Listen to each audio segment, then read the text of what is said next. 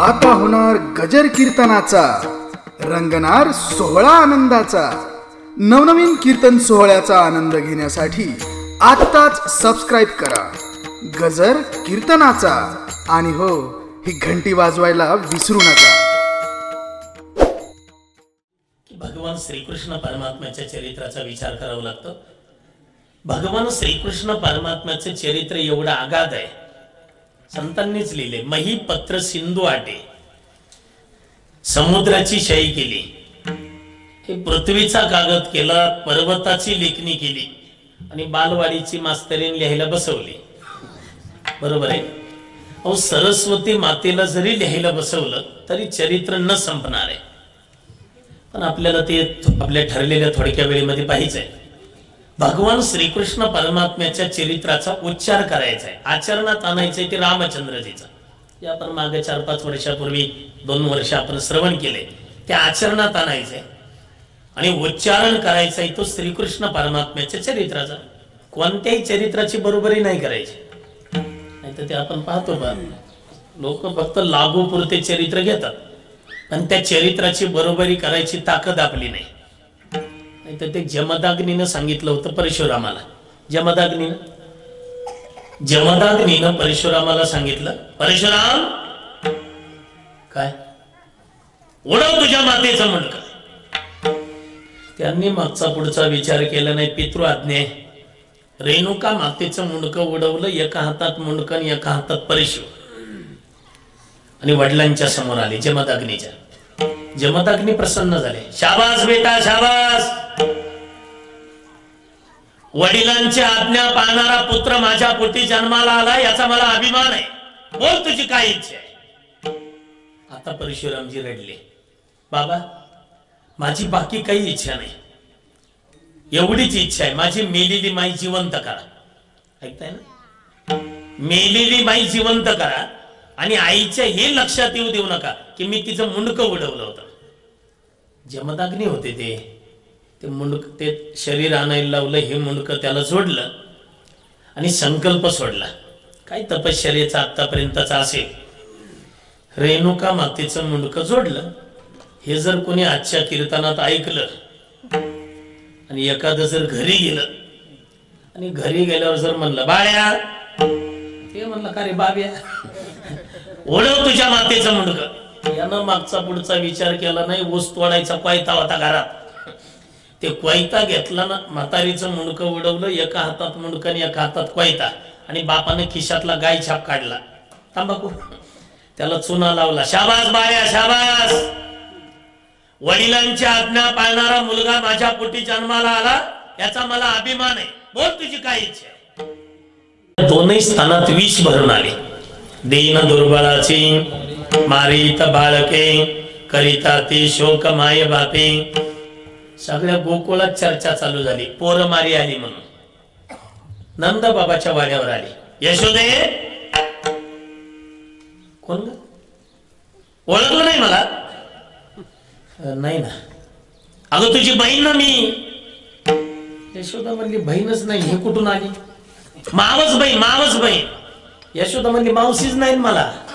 बरी आत ये, बस। भगवान कृष्ण कुठे? आत्ताच नाव घातलंय, पाळण्यात झोपलाय। लहान मुलं नाव घातल्याबरोबर ताबडतोब पाळण्यात झोपतात, त्याची बरीचशी कारण आहे। लहान मुलांना नाव घालायला, ए बाळा, लहानपणी कोण असते? पप्पा, आजी असते, आजी। आणि आजीचे हात एवढे मऊ असतात, मऊ असतात का? एवढे कडक असतात, इकडच्या चुलीवरचं भांड इकडं ठेवायचं म्हटलं तर पकडीची सांडशीची गरजच नाही। हाताने उचलते म्हातारीने इकडे ठेवते, सुनबाई तिला विचारतात, आत्याबाई पाणी तापलं का बाबर? आता हिला पाणी पोळल का?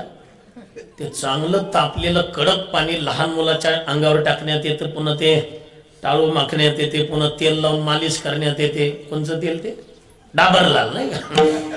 डाबरलाल तेल लावून मालिश करण्यात येते। पुन्हा एक कार्यक्रम असतो, कोणचा? वडावडीचा। ते इकडचा पाय, इकडचा हात, इकडचा हात, इकडचा पाय, पुन्हा सगळं मुंडक्या सहित सगळं एका जागेवर करतात। त्या सगळ्या त्रासातून वाचलो म्हणून कीर्तनात बसलो। भगवंताला नेमकं नाव घातलं होतं, पाळण्यात झोपले होते. भगवंत म्हणतात का झोपा काढायला आलो का इथं? रडू लागले. घेता का कृष्णाला? तिनं उचललं स्तनाला लावला. त्याची लावल्याबरोबर डोळे झाकले. त्याची बरीचशी कारणं सांगितली. पो म्हणजे पवित्र, तना म्हणजे नाही, पवित्र नसलेली स्त्री. पण तिचं मला पहिल्यांदा दर्शन झालं म्हणून डोळे झाकले. दुसरं कारण सांगितलंय, सकाळच्या रामपाऱ्यात आली, मी गोकुळात अवतीर्ण झालो, दही दूध तुपलूनी खायला, आणि भवानीचंच गिराईक विषाचं आलं म्हणून डोळे झाकले. तिसरं कारण सांगितलंय, मी आता हिला मारणार आहे, पण श्रीकृष्ण जाती कोपोनी मारी तो होय ब्रह्म साक्षात्कार. मी मारावं हिनं मुक्त व्हावं एवढा हिचा अधिकार आहे का? हे गेल्या जन्मातली कोण आहे हे विचार करण्यासाठी डोळे झाकले. महत्वाचं कारण सांगितलं जातं की विषाचं खातं भगवान शंकराकडे. ते किर्लोस्कर कंपनीचा पंप लावून सगळं विष प्राशन करून घेतलं. सोडी सोडी कृष्णा, पुन्हा नाही तुझ्या सदना. भगवंत म्हणले पुन्हा यायला जिवंत ठेवलं ते येईल ना. पुतना कंटक मुक्त केली. पुन्हा मामळ नावाचे भट्ट पाठवले. विटंबिले भट दिला पाठीवरी पाठ. हळूहळू भगवान परमात्मा पालते पडायला लागले. पालते पडता पडता रांगायला लागले. तळवे तळ हात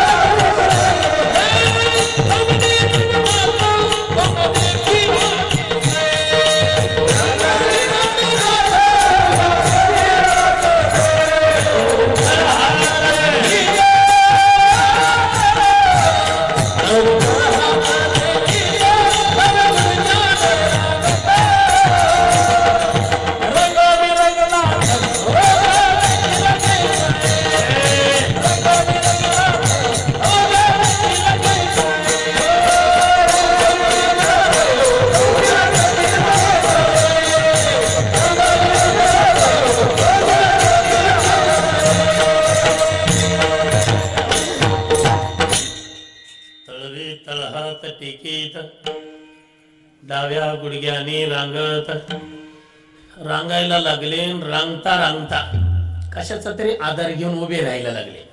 कीर्तनात लगेच उभे राहतात. आणि उभे राहिल्यावर बाळ गोपाळ जमा केले. हे पेंदे इकडे इकडे ना, हे वाकड्या, हे बोबड्या, हे सुदाम्या, सगळे जमा केले. विचारला अशी उद्बत्ती छाप कशामुळे रे? म्हणजे काय करतो कृष्णा, तू एक पाटलाचा पोरग आहे, तुझ्या घरी एक आहे दही दूध तुपलो नाही, पण आमच्या घरी फक्त ताक आहे, घरी ताकाचे सर्व. म्हटले मग मागून घ्या ना. मागून देत नाही ना आई वडील. मग एक करा, संप करा, संप. ते म्हटले संप केला तरी उपयोग नाही, मग चोऱ्या करू. आपल्या वयाचे जेवढे गोपाळ आहे ना, बरं का रे, आपल्या वयाचे जेवढे गोपाळ आहेत त्यांना म्हणावं संध्याकाळी जामवंत महाराजाच्या मंदिरासमोर जमा. सगळे जमले आणि जमल्याबरोबर एकाने प्रस्तावित केला, हे बा,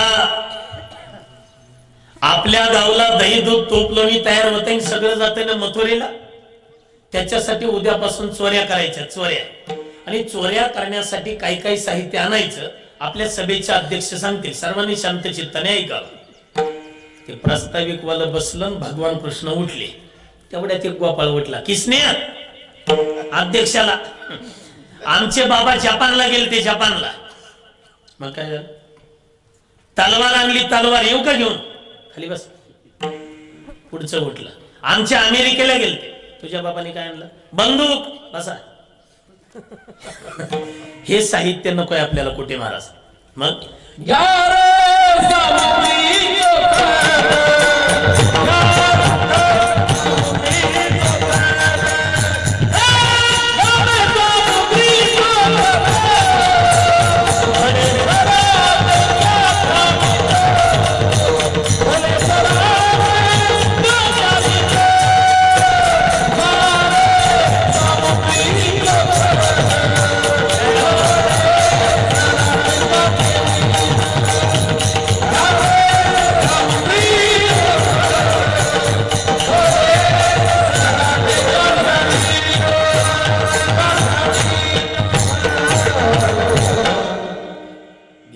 सामग्री चोखट. खडे घ्या खडे. गोपाळ म्हणले खडे खडे कशाला रे? ते शिंकेवर बांधलेले असतील ना, पूर्वी काही फ्रीज नव्हते, शिंक्यावर ते डेऱ्यामध्ये दही दूध तूप लोणी ठेवलेलं. मग आपल्याला कसं कळलं? खडे घ्यायचे ना अशी फेकायचे, फेकल्याबरोबर जिकडं डबडब आवाज येईल हा असा तिकडं जायचं. जिकडं टणटण आवाज येतो ना तिकडं नाही जायचं, कारण जे जास्त वाजतं त्याच्यात काही नसतं. हे मी पकवासाचं नाही सांगितलं कर महाराज, डेऱ्याचं सांगतोय. म्हणले खडे झाले सराटे. एवढ्या गवळणी जर आपल्याला पकडायला आल्या तर हे सराट्या अगोदर अंगणात पसरायचे. त्या पकडायला येतील तर त्यांच्या पायात मोडतील, त्या काढण्यात मग्न झाले की पळून जायचं. सराटे. काट्या कशाला?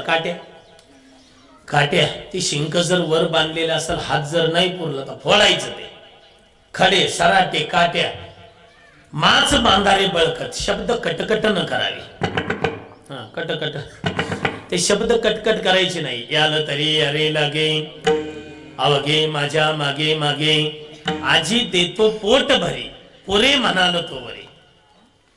म्हटले ठीक आहे कृष्णा चला ना मग. कोणत्याही घरी नव्हती चोरी करायला जात. घर पाहुणी एकांताचे नवविधा नवनीताचे. नवविधा भक्तीपैकी एक तरी भक्ती त्या घरात झालेली पाहिजे, चालू असावी.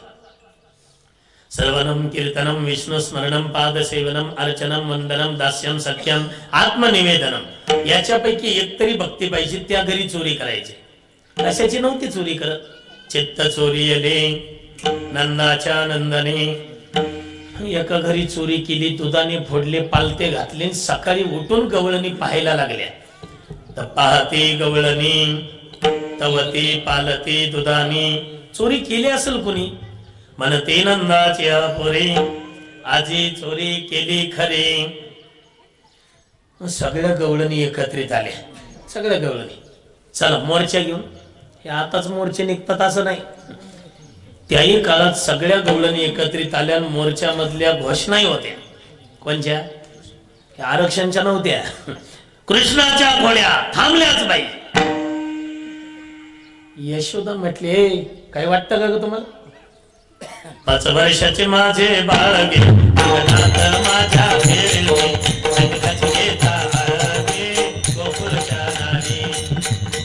5 वर्षाचं नाही पोरगण, त्याच्यावर तुम्ही आळ घेता. पकडून दाखवा पकडून. किती सगुण गुणाचे माझं बाळ. बाळ सगुण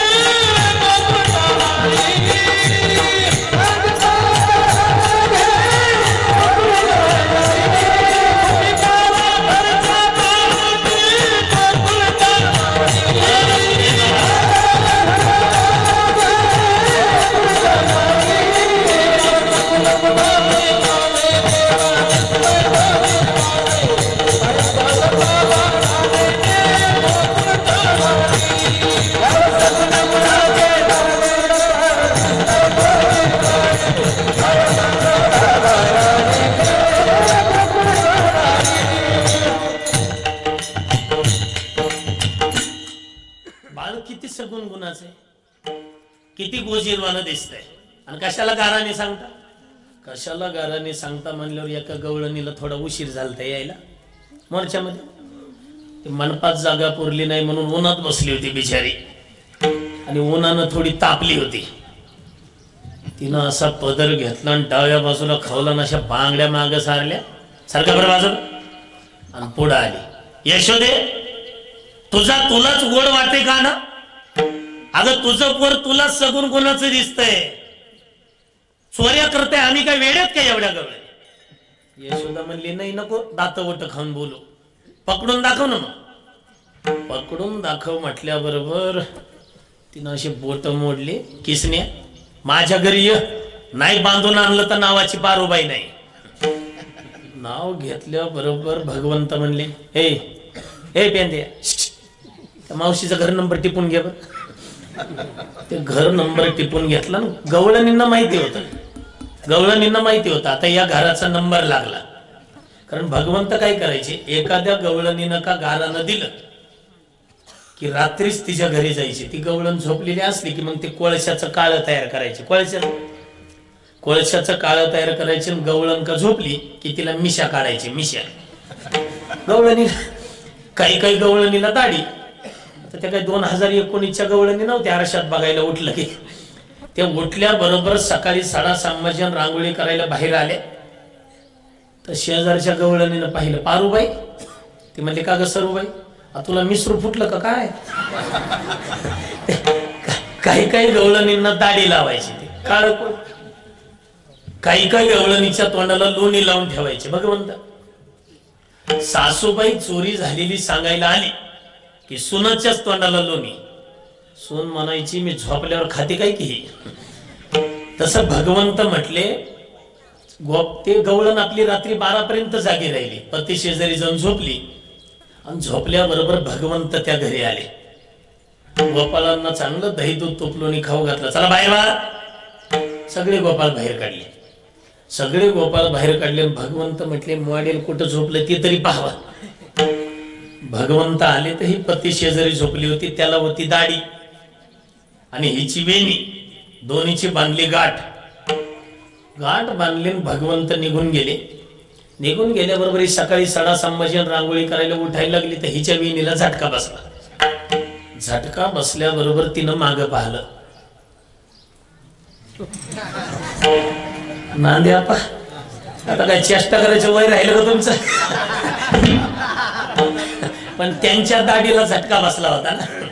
ते म्हणले, धांगडे दही दूध लोणी खाऊन काय माजलीस काय? मस्त होऊन या. हा, मातली धांगडी करशी ओढाओढी मजा लागे. मग त्यांनी दाढीचा हात आणला, मी नवीनीचा. तर गाठ बांधली. सोड लवकर.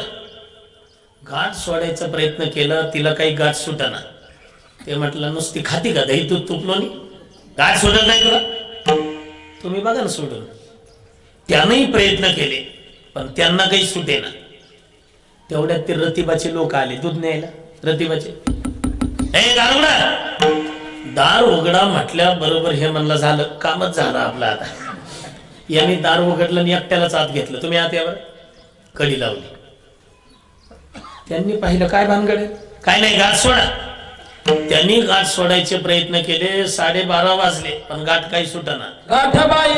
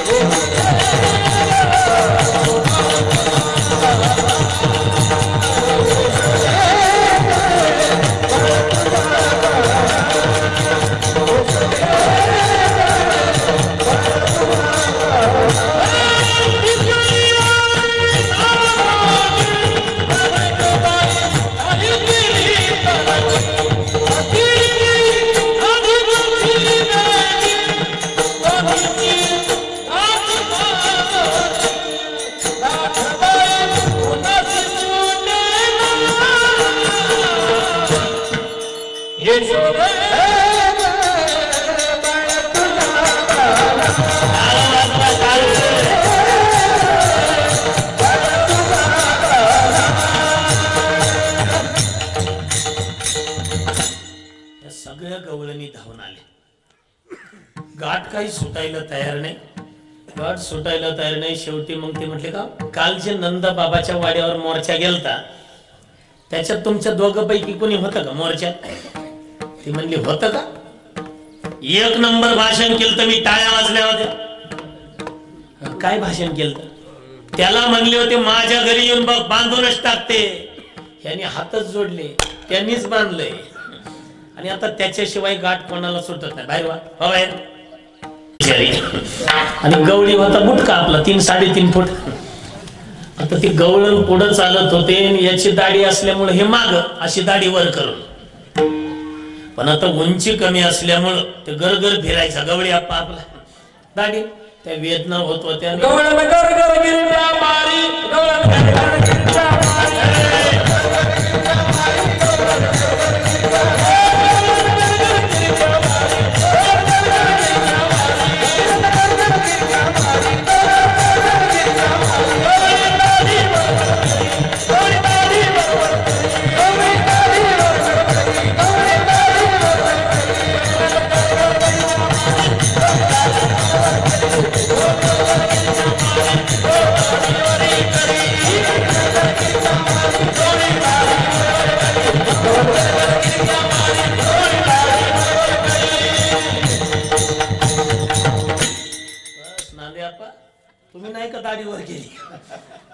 घर घर गिरक्या मारी. नेमके ते मोदी साहेबांनी काही शौचता अभियान राबवलेलं नव्हतं. हे लहान लहान मुलं रस्त्याच्या कडेला आपल्या चड्ड्यावर करून बसले होते. त्यांनी ते दृश्य पाहिल्याबरोबर त्यांना माहितीच नाही आपण कुठे, तशाच चड्ड्या धरल्या निघले. हे फुर रे. काही काही पोराने ते झाडाचे पानं काढले, झाडाचे पानं त्याच्या पिपाण्या केल्या. काही तोंडानेच वाजवायचे, दादडांग दादडांग दादडांग तोंडाने रे. आणि सगळं वराड आलं नंद बाबाच्या वाड्यावर. नंद बाबाच्या वाड्यावर आल्याबरोबर यशोदा भगवान कृष्णाला घेऊन इथं गवळी आप्पा रडलेले. कृष्णा किती त्रास आहे रे, काय चूक केली ते, काय गुन्हा केला, का बांधली माझी दाढी, का केली भजी ती गोकुळामध्ये. भगवंत हळूच अशी हाताची घडी घालून अंतर्ज्ञानाने बोलत होते. गवळी आप्पा तुम्ही काही नाही केलं, पण मॅडम कड लक्ष राहू द्या. मॅडम कड काय गरज होती एवढ्या गवळणीत पुढे येऊन बोलायची, घरी येऊन बघ बांधून टाकते. आता कसं वाटतंय. ते म्हणलं ती बोलली माझी दाढी का म्हणून बांधली. तुम्हाला माहित नाही का, पत्नीनं केलेल्या अर्ध्या पापाचा भागीदार हा पती असतो. स्त्रीने केले घेणे पुरुषाशी, शिष्य केले पाप गुरुशी भोगावे. म्हणून आपण कोणाला माळा घालायच्या भानगडीत पडत नाही का, ते माळ टिकलच याच्याच गॅरंटी नाही. मग ते स्त्रीनं केलेलं पाप गुरुला भोगावं लागतं, स्त्रीनं केलेलं पाप पतीला भोगावं लागतं. ठीक आहे, पण ज्यावेळेला गवळणच शरण आली, शरण आल्याबरोबर अहंकाराची गाठ सोडली. विठ्ठल विठ्ठल.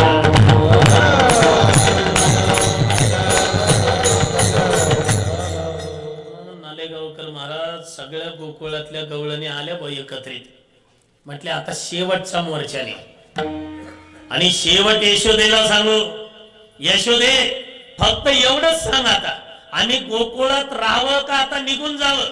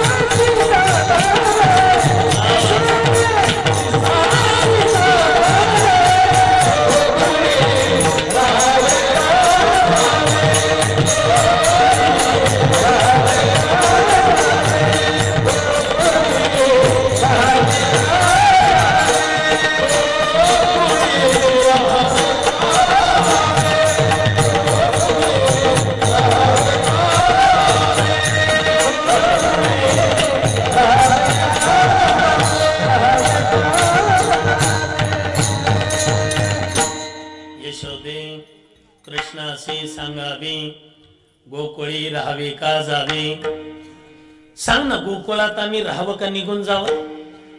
आणि मग मात्र यशोदा म्हणली, कृष्णा हे इकडे. किती गाणे देतात रे लोक, ऐकू. आता मी ऐकणार नाही. चल चल उद्यापासून आता शाळेत जा. शाळा तरी कोणची होती. उद्या जाई राणा सवे घेऊनी गोधना. भगवंतांनी सांगितलं गोपाळांना, उद्या सकाळी बरोबर 5:45 वाजता आमच्या अंगणामध्ये या, आपापल्या गायी घेऊन या. सगळे गायी घेऊन आले, पण हे मोठ्याचं पोरग भगवान कृष्ण हे काही उठलेलेच नव्हते. यशोदा मातेने उठवलं, स्नान घातलं, हे पितांबर नेसायला दिला, ते खांद्यावर कांबळी टाकली, एका हातात काठी दिली, ते मोलाचा पिसारा असा लावला. खांद्यावरी कांबळी, हातामध्ये काठी, चारी तसे धेनू सावला जग जेथे. आले वनात. वनात आल्याबरोबर ते गायी चारण्यासाठी सोडल्या. गायी सोडल्याबरोबर गोपाळ म्हणले, कृष्णा अजून 15 मिनिट बाकी आहे, 11ला सुरू झाले, 1ला सोडायचंय. मग तोपर्यंत एक काम करू ना, काय खेळ खेळू ना. खेळ मग कोणता खेळ खेळायचा.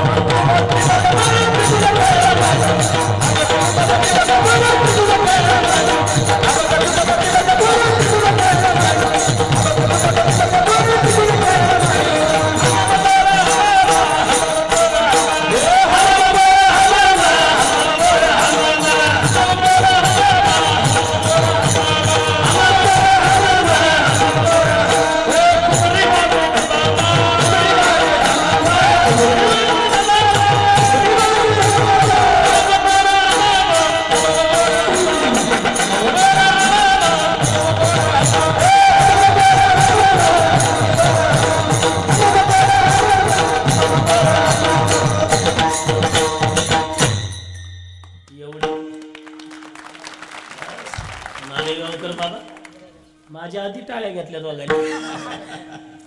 आणि वारकरी संप्रदायामध्ये अशी काही निवडक गुणीचे नाही, निवडक बोटावर मोजण्यासारखे की जसा अभंग तशी चाल.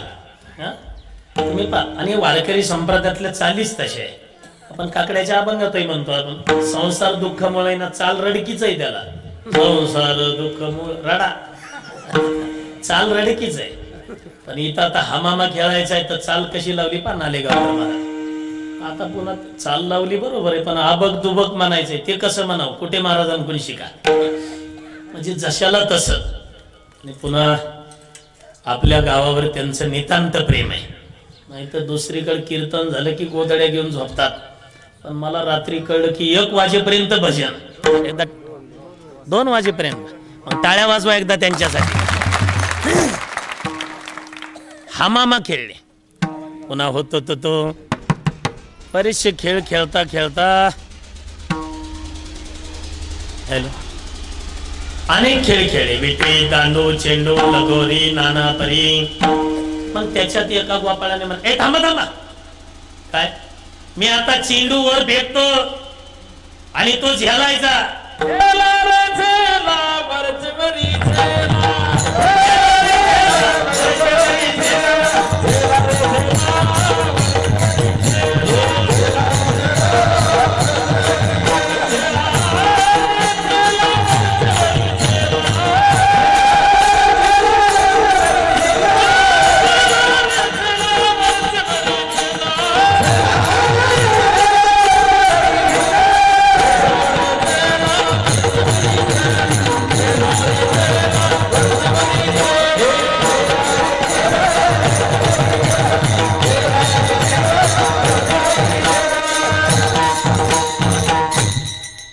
चेंडू फेकायचा ना आवाज द्यायचे, झेला रे झेला, वरचे वरे झेला.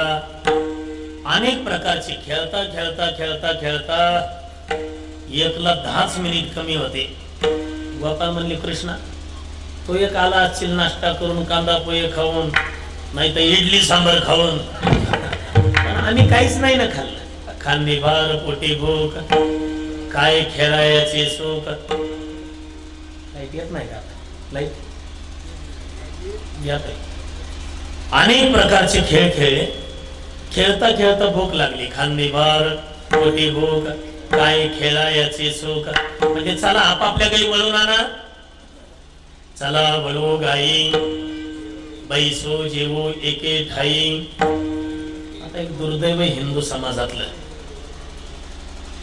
की सध्या आता गाईची संख्या फार कमी झाली. आता इथे एवढा शेतकरी समाज आहे ना, याच्यातले किती जणांच्या घरी गाई आहेत बघू. गावरान बरं का, जर्शी नाही, गावरान. वा वा, हे बाकीचे लोक एकदा टाळ्या वाजवा ह्यांच्यासाठी. जे गाईची सेवा करतात ना, त्यांना बाकीची कोणत्याच देवाची सेवा करायची गरज नाही. गाई एक भक्तिशास्त्र आहे, गाई एक रासायनिक शास्त्र आहे, गाई एक पर्यावरण शास्त्र आहे. मी नेहमी सांगत असतो, भक्तिशास्त्र आहे. आपण भगवान कृष्णाचा फोटो पाहिलेला आहे. कृष्णाच्या फोटोमध्ये पाठीमागं काय रे बाळा? गाईच आहे. दत्तात्रय भगवंताचे काही उपासक असतील, दत्तात्रय भगवंताच्या फोटोमध्ये पाठीमागं गाईच आहे. पंढरपूरला पांडुरंगाच्या दर्शनाला गेले तर दर्शन घेतलं की जे 2 चांदीचे खांब आहे सिंहासनावर, त्याच्यावर कशाचं चिन्ह आहे? गाईच आहे. भगवंताला याच्यातून हे सांगायचंय, तुम्ही जर गायीची सेवा केली ना, गायीच तुम्हाला माझ्याकडे घेऊन येईल. विठ्ठला विठ्ठला.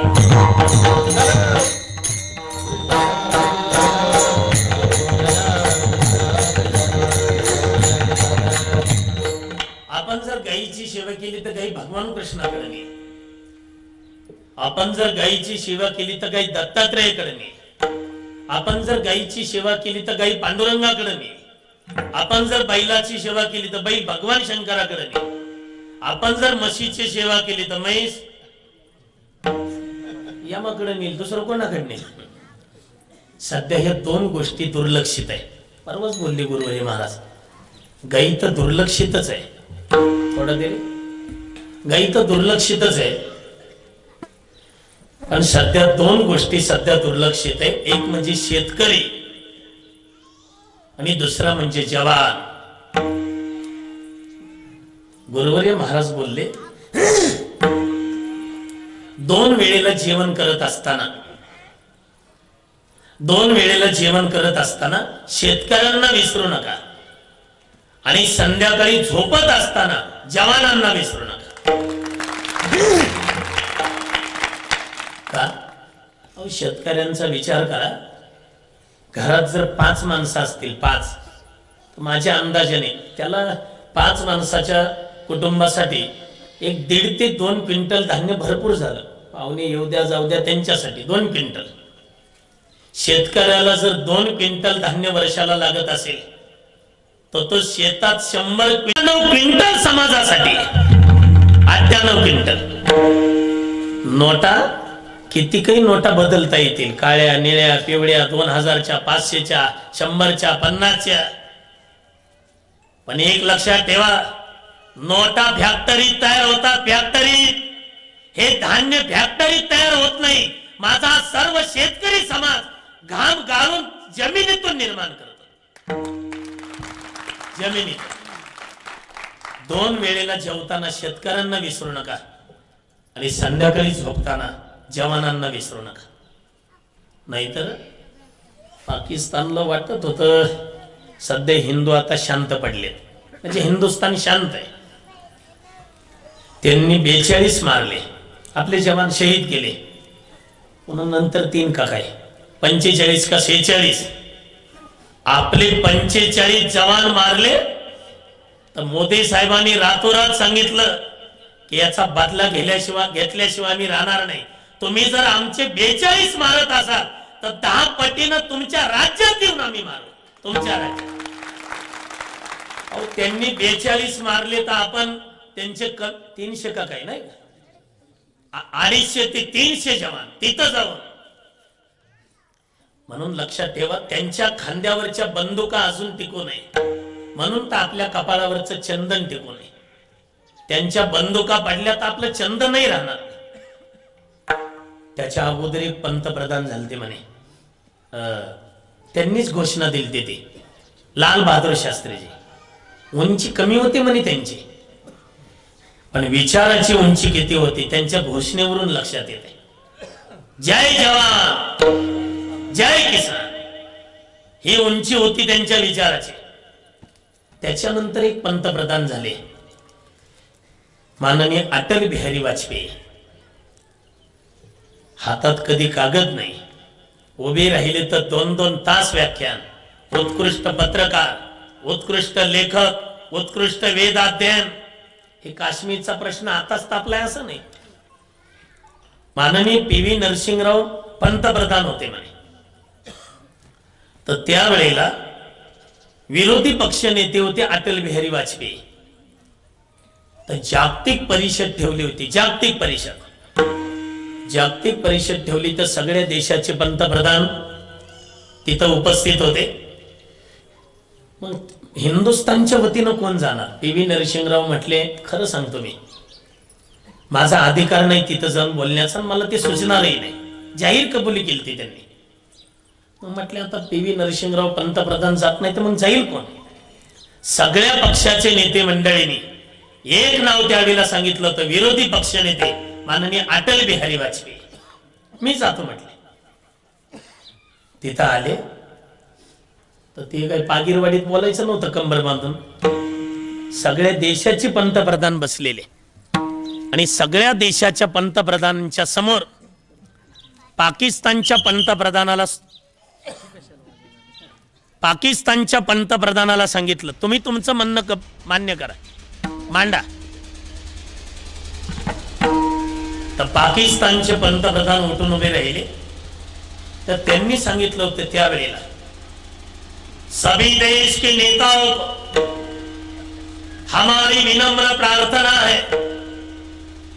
पंतप्रधानासारखंच बोलावं लागेल ना, आपण नाही होत पंतप्रधान पण बोलायला तरी. सभी देश के नेताओं को हमारी विनम्र प्रार्थना है, आप सभी को पता है कि कश्मीर हमारा है, तो भी हिंदुस्तान नहीं दे रहा। तो मैं आप सभी देश के नेताओं को प्रार्थना करता हूं कि कश्मीर के बिना हमारा पाकिस्तान अधूरा लगता है। बसले ते खाली टाळ्या बसल्या होत्या, पाकिस्तानचे पंतप्रधान बसले तर सगळ्यांच्या माना वळल्या होत्या अटल बिहारींकडे। आता हे काय उत्तर देतात? उत्कृष्ट लेखक, उत्कृष्ट पत्रकार, उत्कृष्ट वक्तृत्व, उत्कृष्ट नेतृत्व। अटल बिहारी वाजपेयी उठून उभे राहिले तर उठले की भाषण सुरू। त्यांची पद्धत थोडी शांत होते। आप सभी को पता है कि महाभारत में कौरव और पांडव का मिलता जुलता नहीं था। कौरव 100 थे, पांडव 5। लेकिन जब विराट ने हमला किया तो पांडव दौड़ पड़े तो विराट को हकार दिया और बता दिया कि जब बाहर का आ जाता है तो हम 105 बन जाते हैं। तो मैं हिंदुस्तान से 105 बनकर आया हूं। अभी पाकिस्तान के पंतप्रधान ने कहा है कि कश्मीर हमारा है, हमें मिलना चाहिए।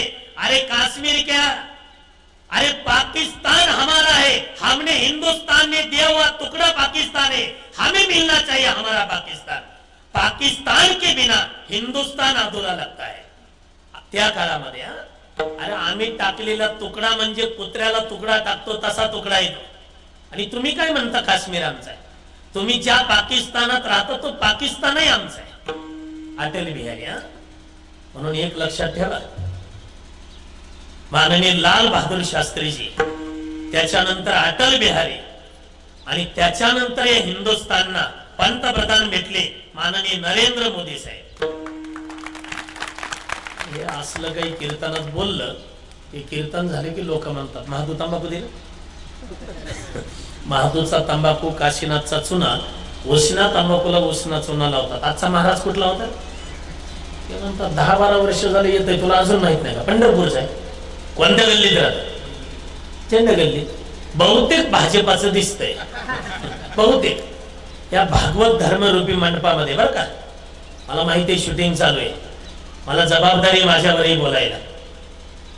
तुम्हा सगळ्या वारकऱ्यांच्या साक्षीनं, श्री भगवान जामवंताच्या साक्षीनं, ज्ञानोबाराय तुकोबारायांच्या साक्षीनं जाहीर सांगतो, जाहीर, आम्ही भाजपाचे नाही, शिवसेनेचे नाही, काँग्रेसचे नाही, राष्ट्रवादीचे नाही आणि मनसेचे नाही, हे आम्ही आहोत ज्ञानोबाराय तुकोबारायांचे लेकर।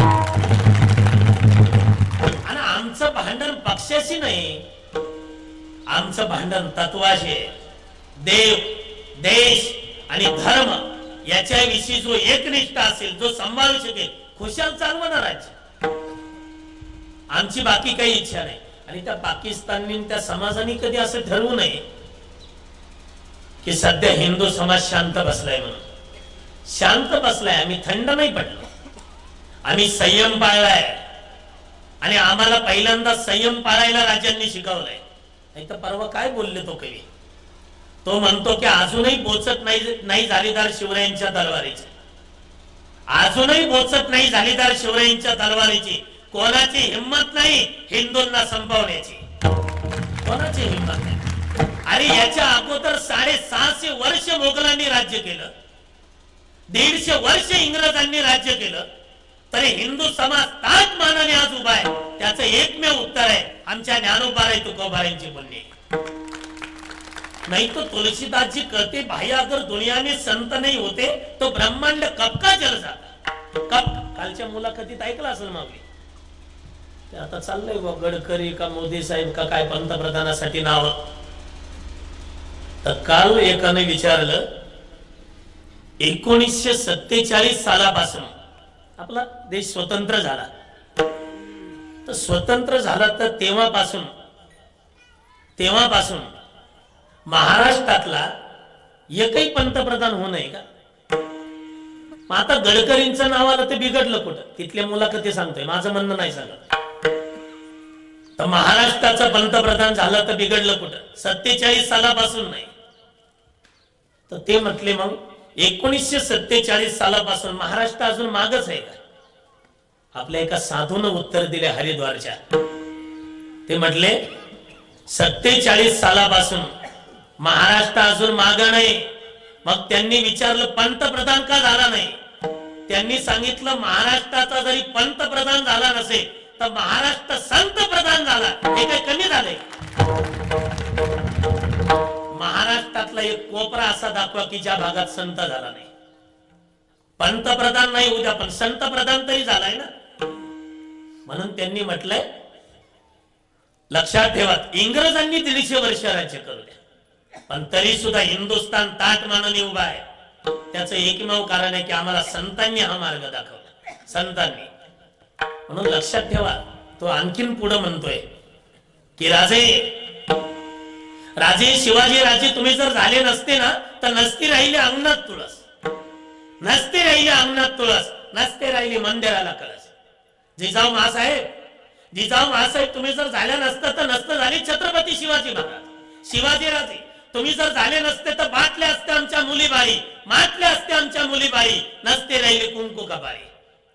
जिजाऊ महासाहेब तुम्ही जर झाल्या नसतं तर नसतं झाले छत्रपती शिवाजी महाराज. शिवाजी राजे तुम्ही जर झाले नसते तर काशी की कला जाती मथुरा में मस्जिद बसती. अगर एक छत्रपती शिवाजी महाराज नहीं होते तो सुन्नत सबकी होती.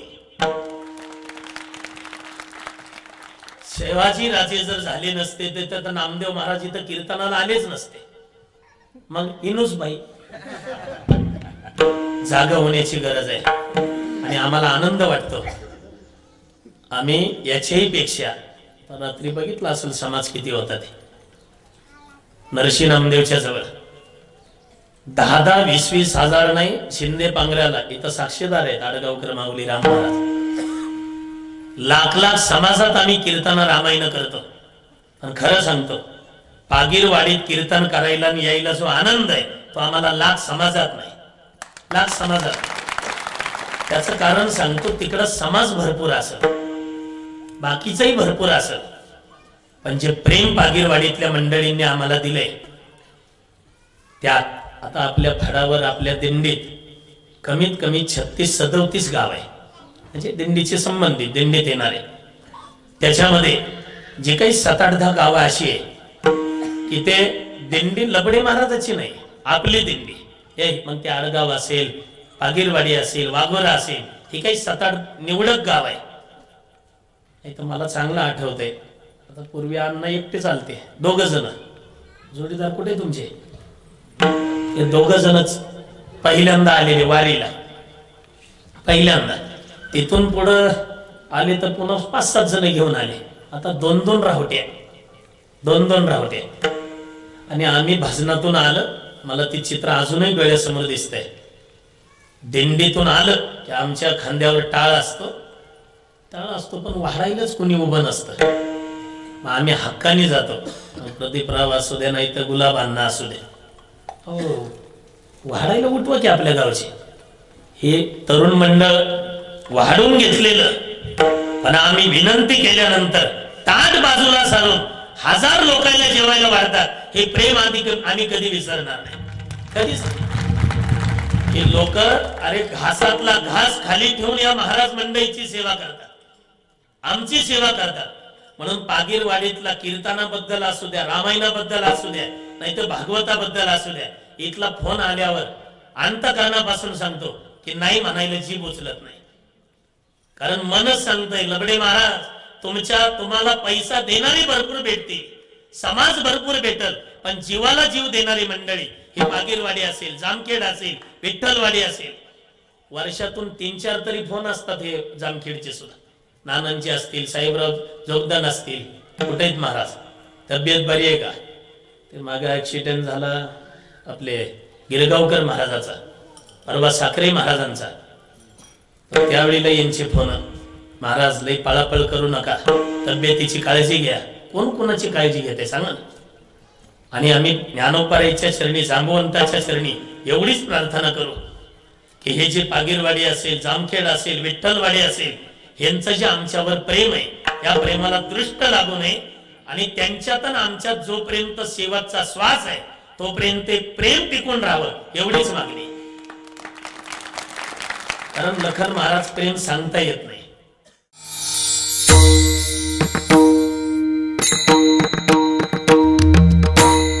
आता होणार गजर कीर्तनाचा, रंगणार सोहळा आनंदाचा। नवनवीन कीर्तन सोहळ्याचा आनंद घेण्यासाठी आत्ताच सबस्क्राईब करा गजर कीर्तनाचा। आणि हो, ही घंटी वाजवायला विसरू नका।